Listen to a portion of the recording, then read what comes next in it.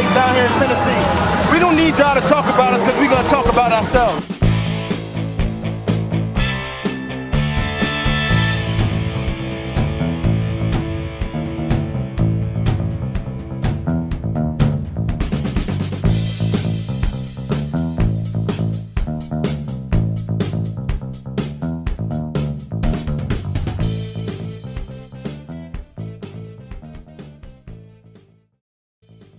Welcome in, everybody. Once again, this is Titans Tube. We are back. We went somewhere. We went not on YouTube. We haven't made a video since the draft, I think, Jake. But yep. Welcome in.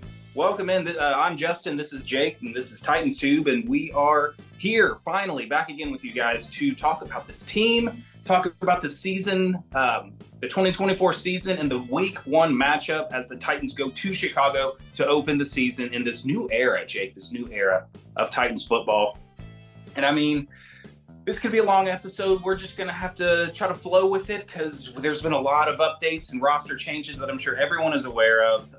Even since the draft, Rand has gone scorched earth with this roster.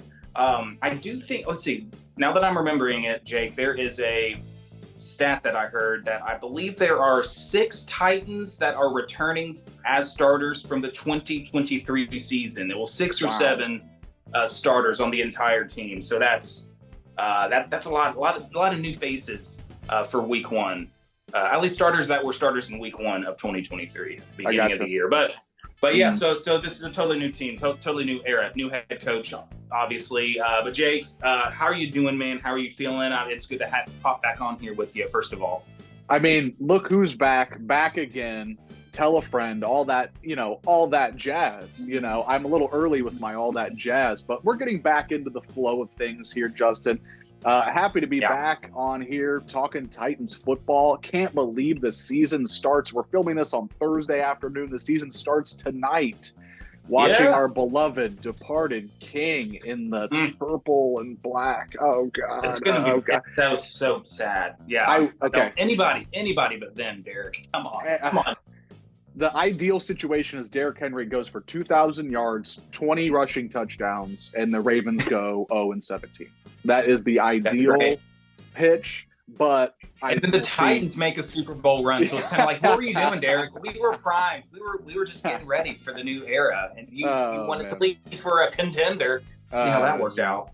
But yeah, Justin, I mean, I feel like I said it in the draft video, which is many, many, many moons ago, but it feels like as a Titans fan, I've moved to a new school and we're starting class and I don't know anybody in this room and it's frightening. Yep. I don't know how to feel as a Titans fan because Titans football has been largely the same through the years. It's going to be smash mouth, old school football. We're going to play ball control, good defense, and we're going to win 17-13 if we win at all. And that has been crumpled up, stepped on, torn in half, thrown out the window. Like you mentioned, Rand Carthon and this new regime under Brian Callahan has gone nuclear.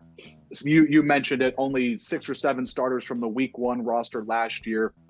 I mean, Justin, this is a brand new football team, and we have no idea what to expect. Yeah. I think that's the attitude of most Titans fans, is that we have no clue what we're going to get.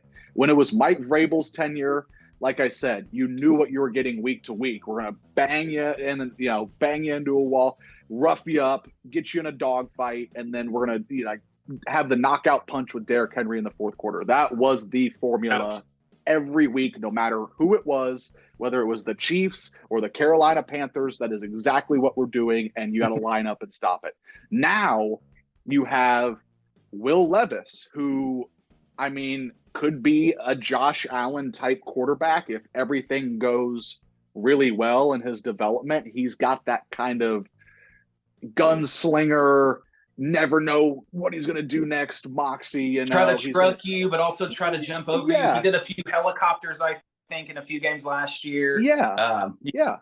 He's into it. His heart is into this team. I think absolutely. He's a guy that you can rally behind with just his approach and his mentality heading into a game. He's going to lay it all out there for you, and I think that's great.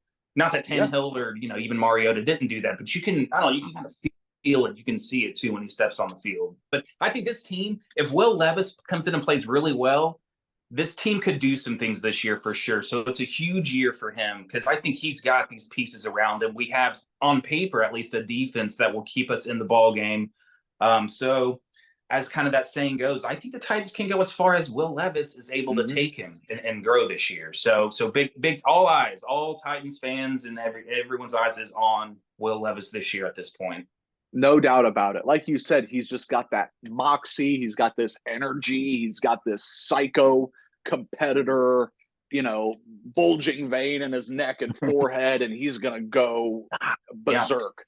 And it's in the intro. It's in the Titans Tube intro. You had to throw it in just to be fired up. New season, new intro, baby.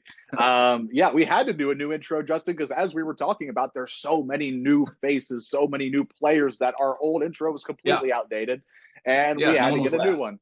So in the new Brian Callahan era, like I said, it's not going to be running it down your throat. It's not going to be run, pass, punt. We're going to flip the field. We're going to ball control. It's going to be, we're going to try and score as many points. And hypothetically, Will Levis is going to be throwing 30 to 40 passes a game. And it's going to be, at least in our minds, it's going to be an air raid offense because you have a completely revamped wide receiver room headlined by Calvin Ridley. The return of DeAndre Hopkins, who was a 1,000-yard receiver for this team last year, despite his age and, concerns about maybe he's washed and the Titans are the retirement home of the NFL for star Hall of Fame wide receivers. But DeAndre Hopkins was maybe the lone bright spot on this team last year, at least in my view. Week to week, he was consistent. He looked like D-Hop. He was doing D-Hop things. So love him coming back into the fold. Tyler Boyd following Brian Callahan over from Cincinnati as a bona fide number 3. And God knows what we're going to get with Treylon Burks. I mean, I feel like I'm with the rest of the fandom getting a little restless with Treylon Burks, and we're sick of talking about potential. We're sick of talking about, first round pedigree, but we haven't seen it on the field. And I mean, yes, he's battled injury. Yes, he's had some crazy, debilitating hits to where he's been ambulanced off the field in the last 2 seasons because of a concussion. And you really start to have growing concerns about whether A, he's going to keep playing football, or B, can he even hold up? So you have an entire revamped offense from head to toe. I didn't even mention Tony Pollard coming over from the Cowboys, and him and Tajay Spears are going to be a great 1-2 punch in the backfield. I think, Justin. And they can catch the ball too. I mean, they're absolutely in the passing game too. So literally for plays drawn up for them. We saw it in the preseason, throwing the ball to the running backs out of the backfield. So they're going to be receivers 5, 6, and 7. And it's going to be really interesting to see what happens. And I think, as you alluded to, with Will Levis being the biggest question mark in this Titans offense, I think obviously if you were around last year, if you paid attention at all last year to that absolute slog of a season we had to endure, Justin, the offensive line has been revamped greatly, but you have a rookie day 1 starter at left tackle who doesn't have a lot of experience at left tackle. You have a second-year man, Peter Skoronski, at left guard, and then you have Nicholas Petit-Ferrer at right tackle, who the jury's still out, and then you have 2 newcomers at center and right guard, and it's going to be, how good is Bill Callahan at coaching these guys up? How, he's the offensive line whisperer of the NFL, and thank God the Titans got him, because we needed some kind of intervention with whatever this offensive line was. And there might be some growing pains there, but hopefully, God, I mean, knock on wood, you can't imagine the offensive line play getting any worse. I know we said that after 2021. After 22. 2022. And it got worse in 23. So I feel like there's nowhere to go but up, but we've said that before last season, and it's going to be really interesting to see what we're going to get, Justin. Like we said at the top, who knows what this team is going to look like, at least on offense. Yeah, so many new faces, like you said it perfectly. Even and Lloyd Cushenberry, I think, is going to be a huge signing for this team because the Titans of the past 6, 7, 8 years had Ben Jones. He came in as a veteran, a proven veteran, but still was young enough to have many years ahead of him. And he was such a rock solid, consistent guy on that line when you had a revolving door kind of around him. You had Jack Conklin, right tackle, who left and was in and out with injury. Taylor Lewan, his last year with the Titans, he was injured, so we had a carousel at left tackle. But Ben Jones was always down there. And I think Derrick Henry had his 2,000-yard season without like Taylor Lewan and a couple of those guys in and out of the lineup. So having an experienced center to anchor that line, I think, is going to help tremendously, communication and all that. So, all eyes on Levis, but for sure, an improved O-line is going to be really the key behind everything working out. Absolutely. And Bill Callahan, what a great, being a league-renowned top 2, 3 offensive line coach in the NFL is exactly what this team needed. Just kind of help revamp this offense, start this new era. And I guess speaking of the offense, I wanted to get your take too. You can make what you want about the preseason, but we saw 4 drives out of the starters. I think 2 in game 1, none in game 2, and then 2 more in game 3. And Jake, we saw 3 touchdown drives, 1 field goal, no punts. The first team offense did not punt a single time. For myself, I saw, as far as Levis and the operation goes, he looked comfortable. He was like, it looked like almost like a well-oiled machine. Like the offense was just kind of picking their spots and doing what they were intending to do. And I don't know if you can take away anything from that being preseason, but it's certainly encouraging. Because, we've seen Titans preseasons in the past where the offense just looks like a dead duck out there, just flailing around and nothing's working. And we're like, is this supposed to, is this going to carry over in the regular season? Because this is ugly. And we saw 30 points. We saw 30 points in a preseason game. I'll take that for starters. We've been waiting for 30 points for over 2 years now. So I don't know. Did you see anything in the preseason that could have added some encouragement and hope going into week 1? Absolutely. I think I saw my biggest takeaway was Tony Pollard is fast. And obviously we know that Tajay Spears is also fast. So I think the ushering out of a bell cow back in Derrick Henry and that philosophy of having the one main guy back there and kind of modernizing your offense to have these 2 lightning quick backs who can catch the ball out of the backfield is going to be massive, especially in this philosophy switch. And while, yes, I thought, I'm with you. Levis looked comfortable. He was out there taking shots and trying to truck people in the preseason and midseason form, Will Levis. Yeah. And ready to go. I agree. I mean, there was a lot of encouraging signs, but there's something you have to remember, Justin, and it's that the 2 0-16 teams all time were undefeated in the preseason. And the Titans were undefeated in the preseason. So while just killed my hype. Thanks. I'm sorry to be a buzzkill, but I can't I can't in good faith put a lot of stock into that. But that being said, I have optimism for this offense. I think we're going to get 30 points at some point this season. I really hope I didn't just jinx us right there, but I really believe in my heart of hearts that even if things go sideways and this is a 4-13 football team or, a 5 or 6 win team, we're going to get 30 points one of those games. And we're going to try and keep up with the Joneses of the NFL and you have to score points to win football games. And we've had 2 years of the last 2 years of the Mike Vrabel regime where it just, pulling teeth was the only appropriate, synonym to watching this offense trying to perform and keep up with the elite offenses of the NFL. It just was not working. And so stay consistent in a game, because we had games where we would put up 24, 27 points in the first half. And nothing for the second half, which was insane. So I don't understand switches. during a game, the game flow like that. But yeah, we can get some consistency, and we saw consistently scoring points through the preseason with our first team offense. But sorry, absolutely, no, all Don't good. matter. And I'm just hopefully,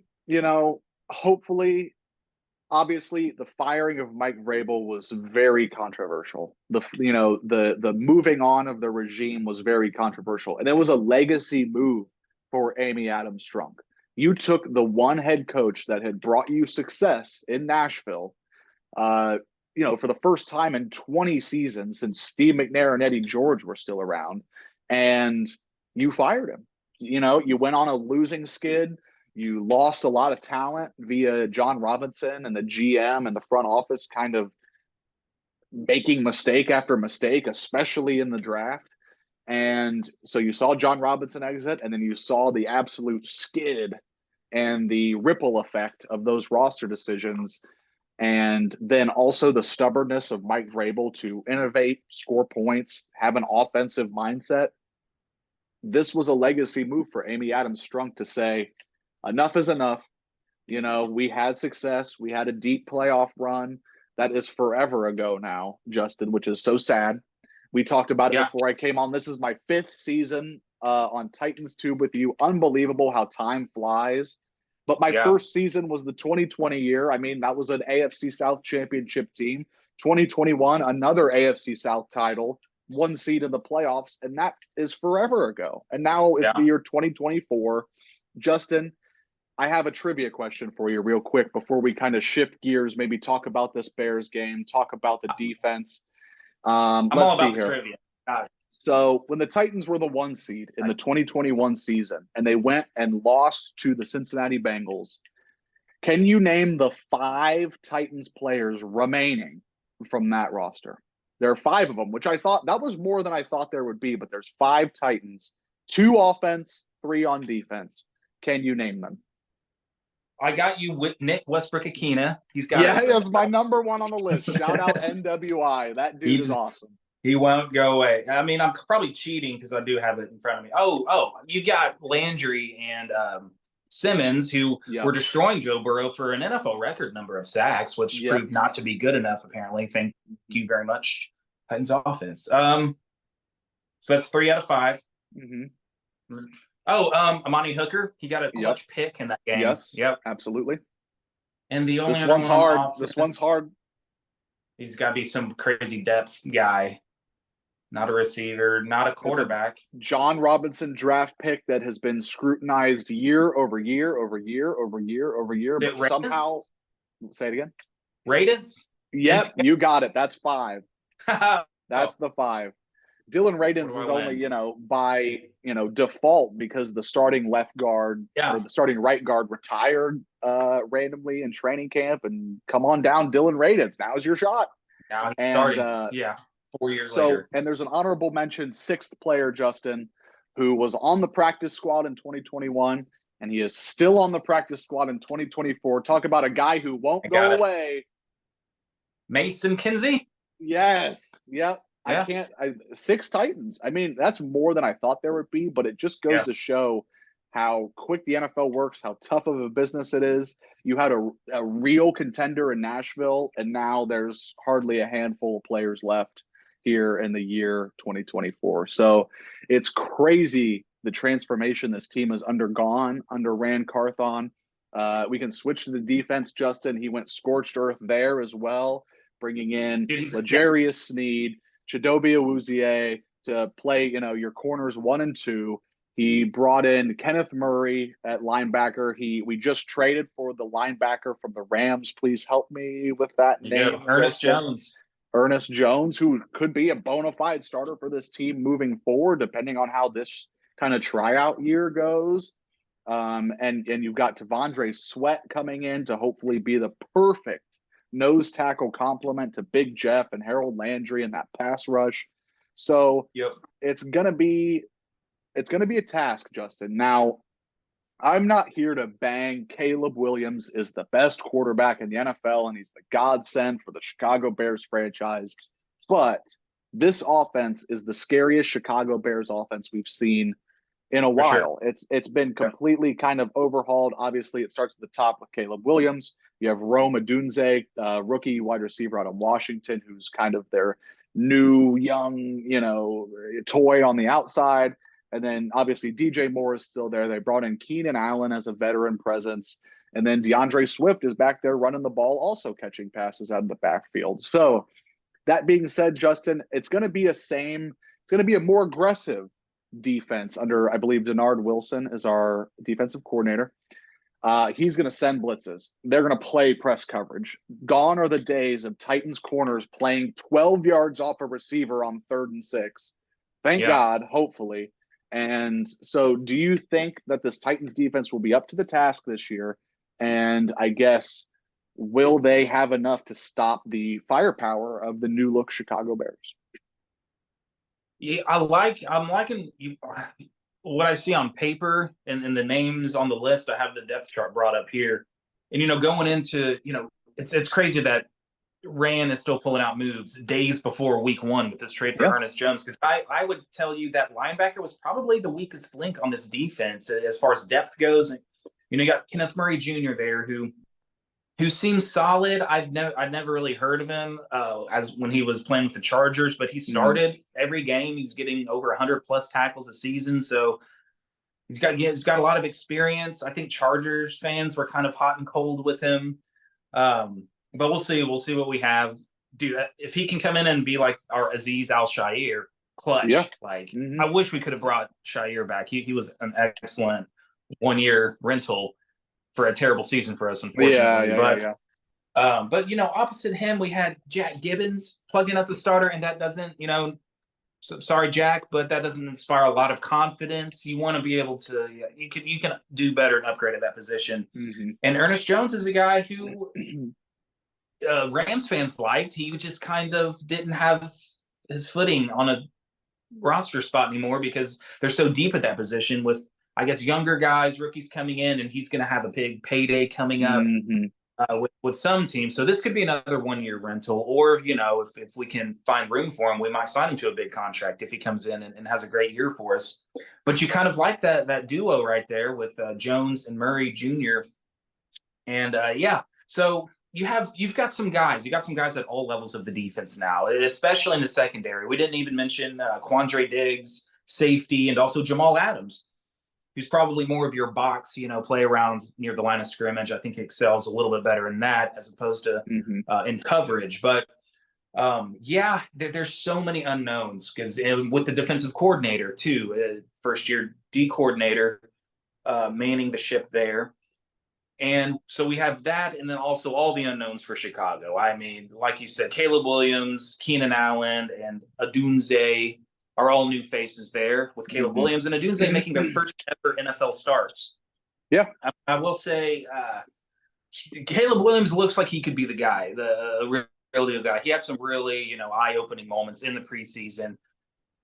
You just got to hope. I mean, everyone says this, rookie quarterbacks, high-picked rookie quarterbacks who have tons of potential. If you're going to play them, you want to play them early so they don't get their NFL feet wet and get their grounding, and get that experience under their belt. So hopefully we can force them into mistakes. But we'll see. I'm not sure who the man is in Chicago that's going to be calling the plays. Is it the head coach or the D or the O coordinator, and how experienced he is, and how much that offense is really going to, start gelling.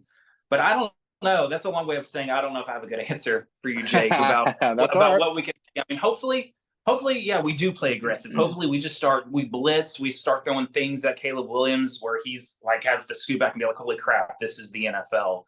I got to really look out and know what I'm doing here. Hopefully, Big Jeff, and Sweat get up into the middle and in his face all day. And then just make him uncomfortable. You got to make him uncomfortable in making his first NFL start. It's funny. I keep remembering that Jameis Winston versus Mariota in 2015. We were forcing Jameis into mistakes, and somehow Ken Wisenhunt was able to put it together for Mariota in his first game. It's total opposite starts for those rookies, with Mariota having a record-setting day. But I'm optimistic. I'm cautiously optimistic. It's good that we are getting the first start for Caleb Williams in week 1, because I think he will be a good quarterback. He will be a franchise quarterback. I think he's got all the tools around him. It seems that way from what I've seen. But I'm not the first person to say this, and I did think of it. I did think of it not first, but on my own without reading it. But I was like, I'm going to bring this up at Titans Tube. And then I think I've seen it circulating on social media. But I still want my credit, Jake. This game has the feel of that 2019 week 1 matchup where you've got the hyped up Cleveland Browns, and they were the talk of the offseason. They had a couple big signings. Baker was looking good at the end of the year before. Maybe they signed Odell or somebody. Odell Beckham and Jarvis Landry. Yeah. So they were like, "Ooh, this is the new hot team. Look out! Got Myles Garrett on the other end." Yada yada yada. Nobody was talking about the Titans. We were coming off, a 9-7 season, of course, Vrabel special, and and we came in there and we beat the brakes off of the Browns, and that ended up being the team that ended up giving the reins to Tannehill, who then went to bring the team to the AFC Championship game. So we didn't know how good of a team we actually had when we did, when we started that season and played that game. But man, we came in there and whooped them, and so I'm kind of getting those vibes of nobody's expecting the Titans to do anything, and we know, like, hey, we could have a team. We just haven't seen anything yet because this is all new for the team and for the fans, for all these players and coaches coming in. So you do think you might have that element of surprise to jump on them and make the NFL be like, oh, I thought this was just going to be a walk in the park for the Bears. Oh, it's just the Titans. Nobody knows. Nobody cares. So I kind of am getting those vibes, and hopefully those vibes are true and turn out to be the case. But I think it's going to be a good game. I think it'll be close, and it's going to be a big learning experience for both teams to figure themselves out, figure out what they have on the field. And I feel like we say this every year. Whatever happens in week 1 has no bearing or almost never dictates what kind of team you have throughout the rest of the season, because you got first game jitters and players feeling out the system and all that as well. So absolutely. So yeah. I love that little bow right there on the end. You don't put too much stock into week 1, because think about the 2 games you just mentioned, Justin. The Mariota, Jameis Winston debut. The Titans win that 42-14, if I remember correctly. Yeah. Absolute housing. And we're like, all right, Mariota era, let's go. They finished that year 3-13, Justin. That was one of their 3 wins all season long. And then the Browns game you mentioned, that was, talk about having fun week 1. Oh my God. It was they were crowning the Browns Super Bowl champions. And so they win week 1, they're 1-0 in 2019. And then all of a sudden you find yourself 2-4 benching Marcus Mariota in Denver. And oh my God, we were just kind of competing a little bit, getting into the playoffs here and there as a wild card. And we come out with a splash, and now we're in the dumps again. But all of a sudden, you take off from 2-4 to the AFC Championship game. No, it doesn't matter. Week 1 has no bearing. And so I agree with you. It is going to be a learning experience for both teams to find out what they have. I thought that was a great point. And then also, yes, you're going to find out what you got, but it's a long season, Justin. We have to remember it's a long season, a lot of games, 17 games, and you just got to start with 1. And we're going to see how it looks. Another little thing about the Chicago Bears team, Justin, if you look down the depth chart, there's some familiar names here. There's a lot of old friends.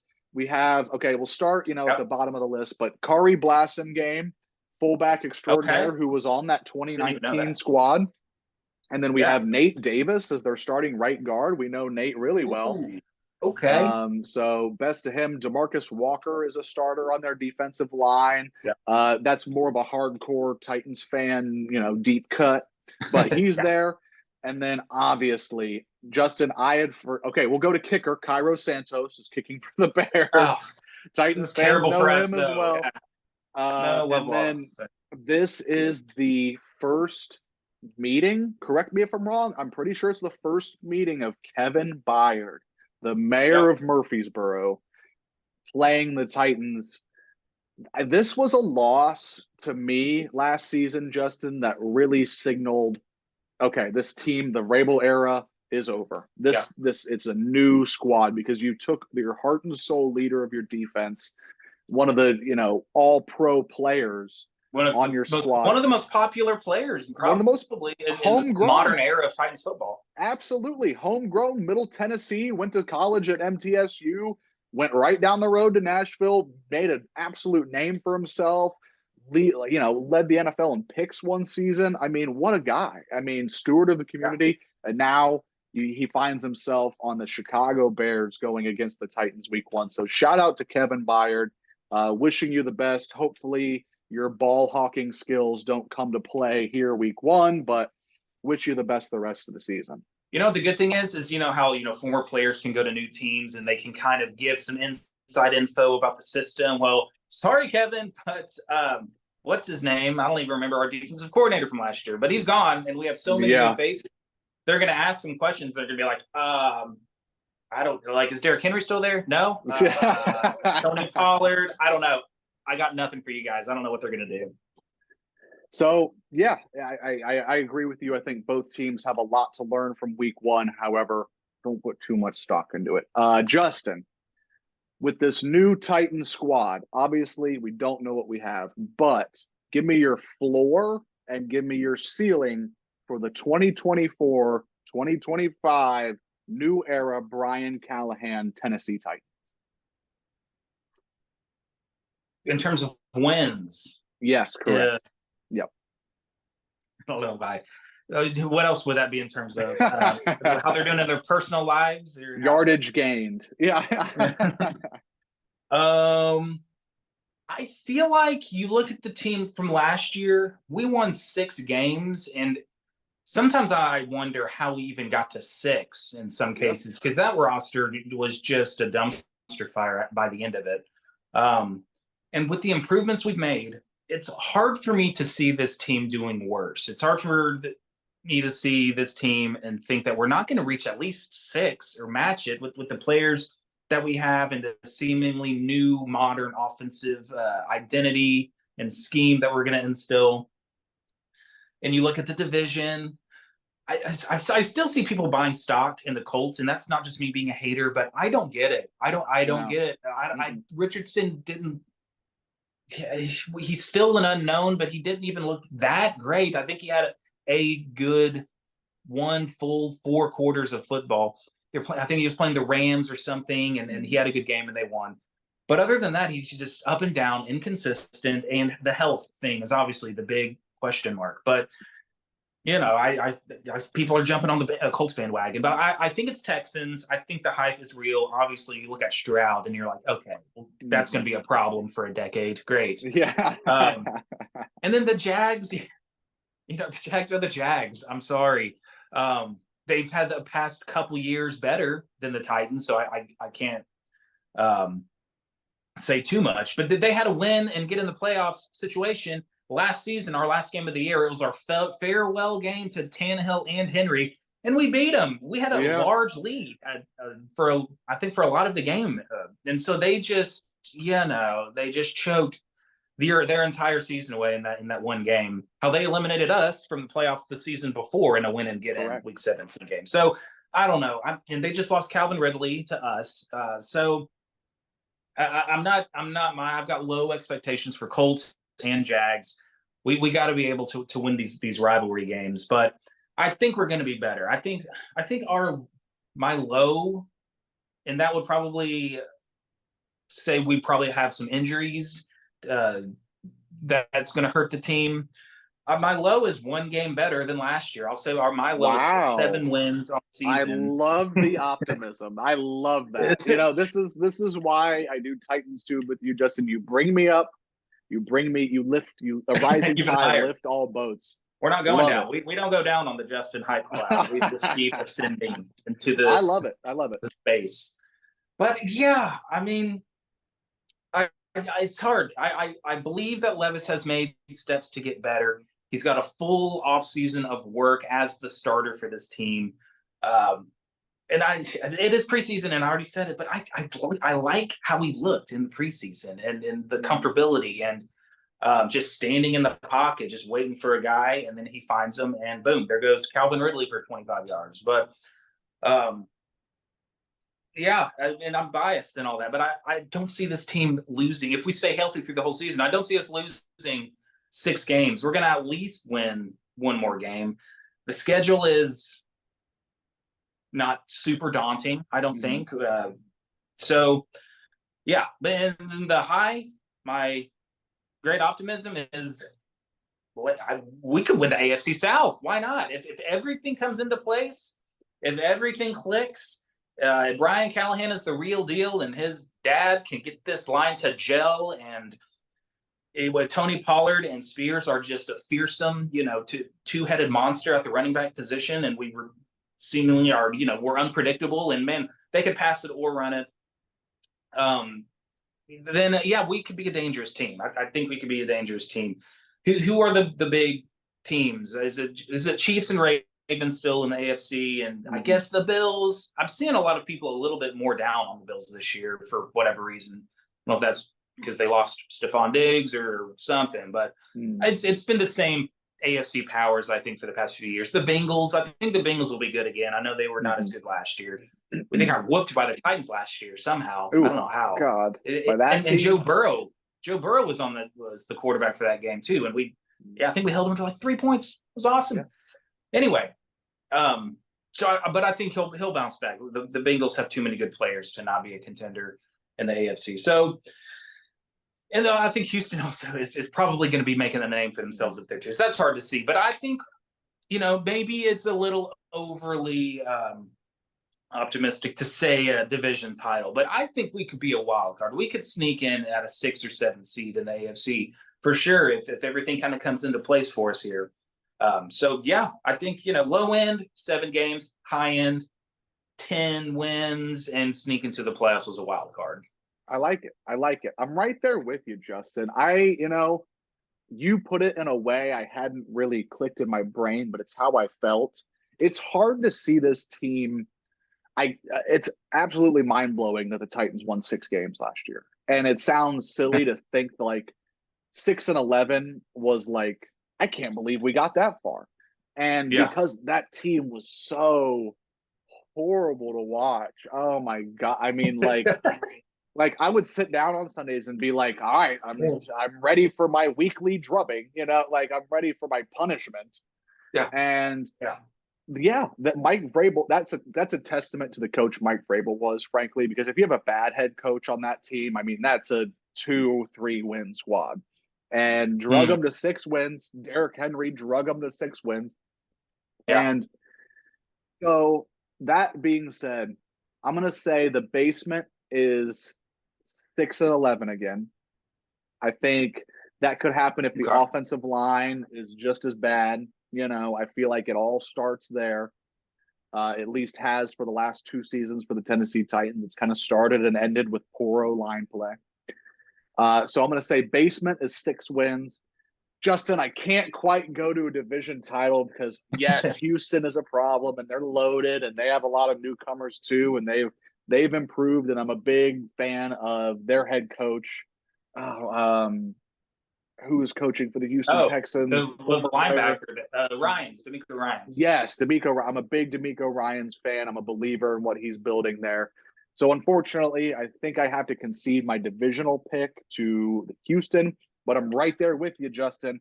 I think if everything goes right, the Titans could absolutely sneak in the playoffs as a 6 or 7 seed in the AFC. I am right there with you 100%. I don't think that's an irrational fan take either. I think, there's churn every single year, and teams that you think are going to be bad end up being good and sneak into the playoffs. Yep. Nobody saw Houston coming last year, and now they're a sexy dark horse Super Bowl pick. And so that just goes to show the NFL is so different year over year. Yeah. And now you're going to have a Jets team with, hypothetically, an Aaron Rodgers at quarterback through the whole year. So who are they going to be? And who are these other maybe dark horse teams that you're not talking about right now that are going to be in that wild card hunt by November, December? Exactly. Exactly. So you really don't know. And like you said at the top, it's hard to imagine this Titans team being worse than last season. And that was 6 wins. So I'm right there with you, middle of the road. I'm going to say basement is 6 wins. Ceiling is 11-6. I'm going to Ooh. book it. I don't know if that's going to win the division, but Yeah. it could happen. You're going to have some balls bounce your way. You're going to have some injury luck. You're going to have to stay healthy. My God. But Yep. I think, sneaking in as a wild card is a decent expectation for this team. And so hopefully we've been able to instill some confidence in Titans fans. I know wild card isn't like the greatest thing in the whole wide world, but absolutely a return to competitive, meaningful football and hopefully some fireworks with this new school offense. Dude, a wild card berth would be a massive win for this franchise. You think about where we were last year. You're going to lose Tannehill, Henry, Kevin Byard's traded away. Dude, the entirety of NFL fans are looking at the Titans, and even Titans fans themselves were thinking, here we go, rebuild mode. We fired our head coach. Not the year before, we got rid of our GM. Like, we were making moves that a rebuilding franchise does. And Rand came in, and he's like roster changes and making this team competitive seemingly in just a matter of a season, essentially. I'm not even going to go back to the first offseason. He had some good picks. He helped, was a part of picking Spears and Levis, who are going to be two huge faces for this offense. But really in just one offseason, he's having the Titans, people who actually pay attention to this team and what he's been doing in a matter of one offseason, we're looking like, hey, we could already be competing for the playoffs again after a couple really bad and just the end of that, Vrabel and Henry era.